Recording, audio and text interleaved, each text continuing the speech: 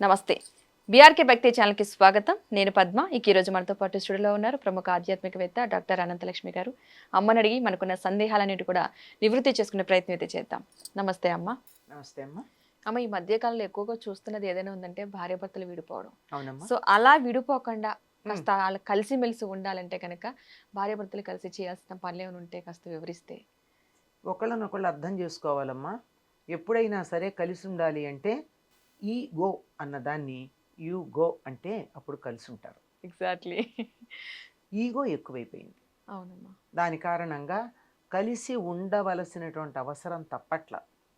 ఇప్పుడు ఉదాహరణకి ఉద్యోగం చేస్తున్నారు, బాస్కి నీకు పడదు అంటే వెంటనే పై లెవెల్లో ఉండరు కదా ఎవరును, ఇక్కడి నుంచి ఇలా ఎక్కువ వెళ్ళాల్సిందే కదా. అవునమ్మా. బాస్కి నీకు పడకపోతే ఉద్యోగం మానేస్తావా? సర్దుకుంటూ చేస్తావు. అంతే. తప్పులుంటే సరి చేసుకుంటాం.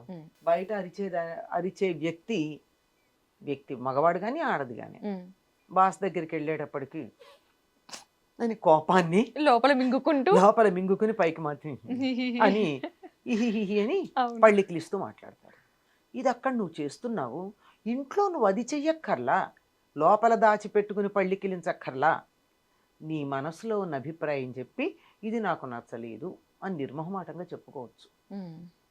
మనసులో ఉన్న మాట చెప్పకుండా అవతల వాళ్ళు నన్ను అర్థం చేసుకోవాలి, నా అంతటి వాళ్ళు నేను చెప్తానా అనేటటువంటి అహంకారం తగ్గించుకోవాలి. మొట్టమొదట ఉండాల్సిన అహంకారం. భార్యాభర్తలే కదమ్మా, ఎక్కడైనా సంబంధాలు తెగిపోవడానికి కారణం అహంకారం మాత్రమే. ఒకళ్ళకుండి ఒకళ్ళు సర్దుకుంటే పర్వాలేదు, కానీ ఇద్దరికీ ఉందంటే ఇంతే సంగతులు. ఈ కాలంలో ఎక్కువగా ఇలా విడిపోవడానికి ఉన్నటువంటి కారణం ఏమిటంటే వ్యక్తిత్వం గట్టిపడ్డాక వివాహాలు చేసుకుంటున్నారు, ముందు చేసుకోవటల్లా. అవునమ్మా. పెళ్లి సమయానికి నేనింతే అనే అభిప్రాయానికి వచ్చేస్తారు. నా జీవితం ఇట్లా ఉండాలి, నా రొటీన్ ఇట్లా ఉండాలి, నా లైఫ్ ఇట్లా ఉండాలి, వాళ్ళు డిసైడ్ అయిపోతున్నారు. ఇద్దరు డిసైడ్ అయ్యి మిస్ మ్యాచ్ అవుతూ ఉంది. మొదట్లో ఏదో ఆకర్షణ మరోటో కొద్ది రోజులు సర్దుకుంటున్నారు, కానీ 4 రోజులు పోయాక పైన వేసుకున్నటువంటి కప్పు మేకప్ ఏదైతే ఉందో అదంతా పోయి మేకప్ అన్నదాన్ని మర్చిపోయారు. మేకప్పే వేసుకుంటున్నారు కానీ మేకింగ్ అప్ అంటే దాన్ని కలుపుకుందాము, సమన్వయం చేసుకుందాము, let us make this fruitful అనుకోవడం మర్చిపోతున్నారు. నేను లేకుండా నేను సంపాదిస్తున్నాను అవును అని అమ్మాయి అనుకుంటోంది. తను లేకపోతే నాకేమిటి, నేను బతకలేనా, స్విగ్గీ ఉంది కదా అని అనుకుంటున్నాడు అబ్బాయి.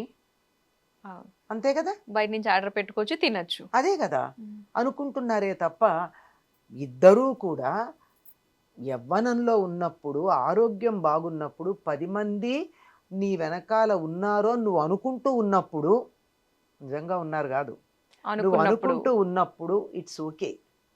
రేపు పొద్దున ఓ తలనొప్పి వస్తుంది, అప్పుడు ఎవరన్నా ఒక్క కప్పుడు కాఫీ చేసిస్తే బాగుండు అనిపించే పరిస్థితి ఉండదా? అవునమ్మా, ఉంటుంది కదా. అవును. అటువంటప్పుడు మనిషి కావాలి కదా. ఖచ్చితంగా. దాన్ని ఆలోచించుకోలేకపోతున్నారు. రేపు పొద్దున తలనొప్పి గురించి మాట్లాడుతున్నావు, ఒంటరిగా బతకాల్సి వస్తే ఇప్పుడే ఇలా యవ్వనంలోనే ఎనర్జెటిక్గా ఉండగానే చచ్చిపోతామా? లేదు కదా. వృద్ధాప్యం వస్తుంది, సహజంగా మరణం వస్తుంది. ఆ మరణం వచ్చే లోపల ఎన్ని రోగాలు వస్తాయి, ఎంతో నీరసపడుతుంది, తప్పదు. ఇవాళ ఉన్న శక్తి రేపు ఉండదు. ఆఫ్టర్ 40 మీరు గమనించండి, ఒకప్పుడు ఆఫ్టర్ 60 అనుకునేవాళ్ళు, ఈ మధ్య ఆఫ్టర్ 40 గురించి అనుకోవాల్సి వస్తుంది. ఒకప్పుడు ఉన్న ఓపిక మరొకప్పుడు ఉండట్లేదు. అప్పుడే పరిస్థితి ఏమిటి? ఒకరి సహాయం కావాలి, మనిషి తోడు కావాలి. Emotional support is more important. అది మిస్ అవుతున్నారు.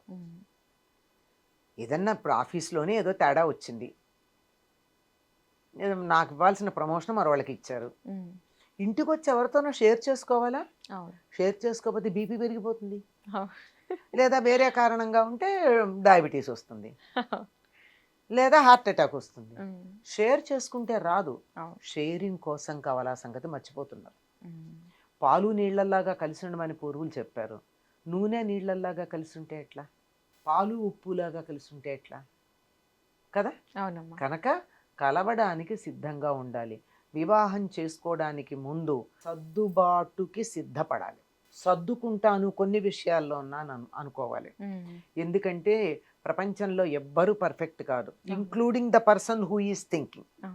నేనే పర్ఫెక్ట్ కాదు అని ఎవరికి వాళ్ళు ఆలోచించుకోండి. ఎవరు పర్ఫెక్ట్?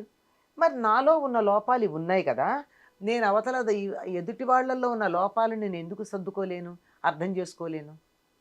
నా లోపాలను వాళ్ళు అర్థం చేసుకోవాలి, వాళ్ళ లోపాలను నేను అర్థం చేసుకుంటాను అనేటటువంటి అభిప్రాయం ఉన్నట్టయితే ఒకటి.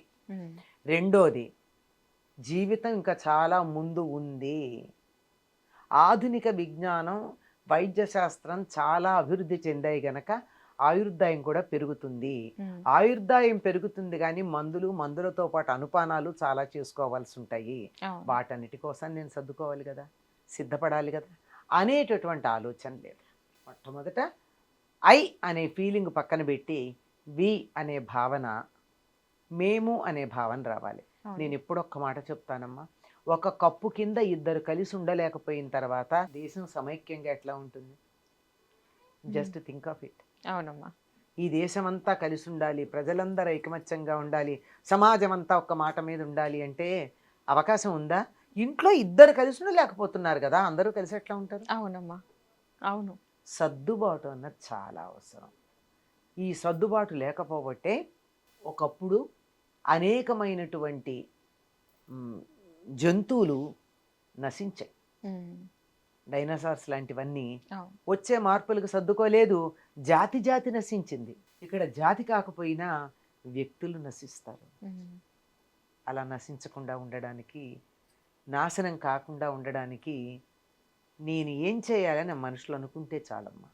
మొట్టమొదట ఉండవలసింది, చాలామంది కోపం వస్తుంది కానీ 17-18 ఏళ్లకల్లా పెళ్లి చేస్తే సర్దుబాటు వస్తుంది.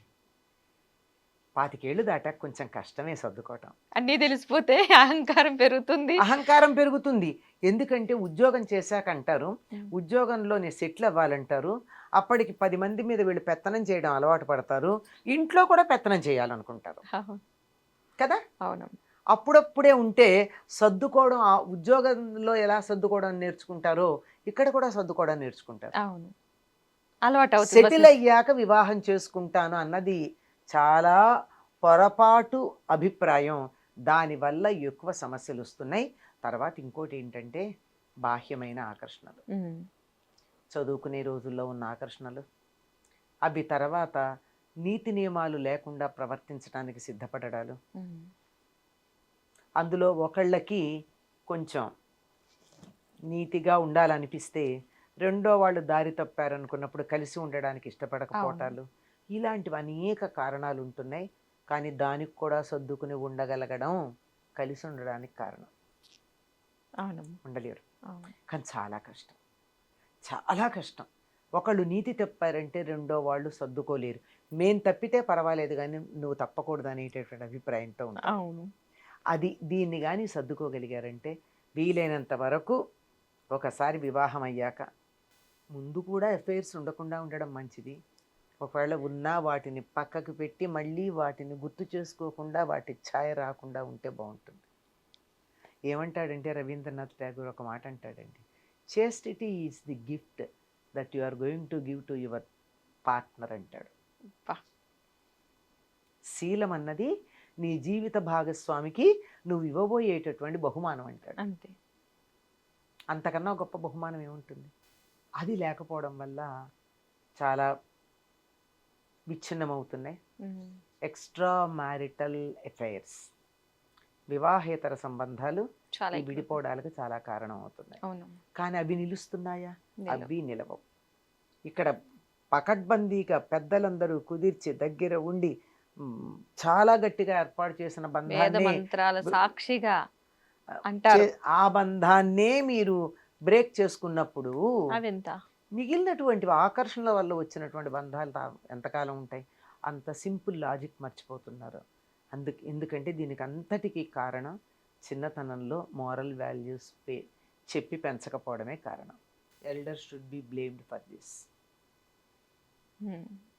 నిజంగా అది ఫస్ట్ నుంచి కూడా ఇద్దరికి ఇది. ఎందుకంటే గతంలో చెప్తా ఉండేవారు, దేనికైనా సర్దుకో సర్దుకో, అమ్మాయికి ఎక్కువగా చెప్తా ఉండేవారు. అబ్బాయిల విషయం వచ్చేసరికి ఆడపిల్లల్ని ఏమనకూడదు మన ఇంటికి వచ్చినామని వాళ్ళకి చెప్పేవారు. కానీ ఇవి చెప్పేవారు. రెండు మిస్ అయిపోయినాయి. రెండూ మిస్ అయినాయి. సర్దుబాటు లేదు, పెంపకము లేదు, లేదు విలువలు లేవు. అసలు. ఇవే కాదు, భార్యాభర్తల విషయమే కదా, ఏ విషయంలో కూడా విలువలు లేకుండా పోయినాయి గనక అవును. విలువలతో పిల్లల్ని పెంచకపోవడం అనేది కారణం. అయినా పెంచిన దారి తప్పారు అంటే అది ఆకర్షణలకు లోనవ్వడం కారణం. అవును. ఇలా అనేకమైన కారణాలు ఉన్నాయమ్మా. ఏ జంట విడిపోతుందో దానికి కారణం ఏమిటో తెలుసుకుని కలపాలి. వన్ రూల్గా మనం చెప్పాలి. అవును, నిజంగా అమ్మ అది. అండ్ థర్డ్ పర్సన్ ఎంటర్ అవ్వకుండా ఉంటే ఇంకా బెటర్ వాళ్ళకి ఉంటుంది. పూర్వం అయితే ఇంట్లో పెద్దవాళ్ళు ఉండేవారు గనక, ఏం లేమ్మా వాడు నిన్ను తిడితే తిట్టాడులే, ఆఫీస్లో ఏదో అయ్యి ఉంటుంది, సర్దుకో అని పెద్దవాళ్ళు చెప్పేవాళ్ళు. అవును. ఆ అమ్మాయి అలిగితే అలిగిందిలే, ఒంట్లో బాగుండలేదేమో, నువ్వు సర్దుకోరా అని అబ్బాయికి చెప్పేవారు. అవును. అలా చెప్పేవాళ్ళు లేరు. ఒకవేళ ఎవరైనా ఉన్నా అంత పొగరా అని చెప్పి కొంచెం ఒక 4 మాటలు ఎక్స్ట్రా వేసి చేసి దానికి అంటిస్తున్నారు. Adding fuel to the fire అన్నట్టు చేసేవాళ్ళే ఉన్నారు. అవును. కనుక ఎవరైతే కలపాలనే సదుద్దేశం కలవాళ్ళు ఉన్నారో పెద్ద మనుషులు, వాళ్ళు కల్పించారు.